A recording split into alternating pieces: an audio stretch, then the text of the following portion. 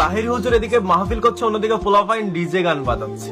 ওই জায়গার মধ্যে ডিজে পার্টি হইতাছে, এই জায়গার মধ্যে মাহফিল হইতেছে। আর এই গানটা অন্য কারো গান না, তাহিরি হুজুরের নিজের কণ্ঠে গাওয়া একটা শানকে কেটে ডিজে বানিয়ে সেই গানটাই তারা ডিজে পার্টিতে বাজাচ্ছে। তাহিরি হুজুর একজন ভালো মানুষ, আমি তাকে অনেক ভালোবাসি এবং সম্মান করি।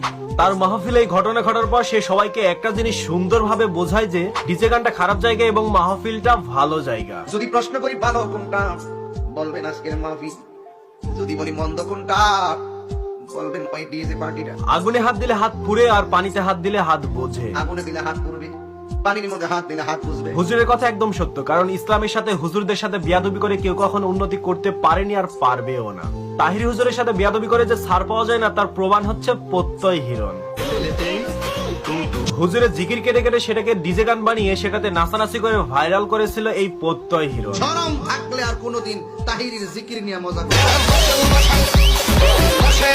তাহিরির বসেন জিকিরকে কেটে কেটে ডিজে গান বানিয়েছিল এই প্রত্যয় হিরণ।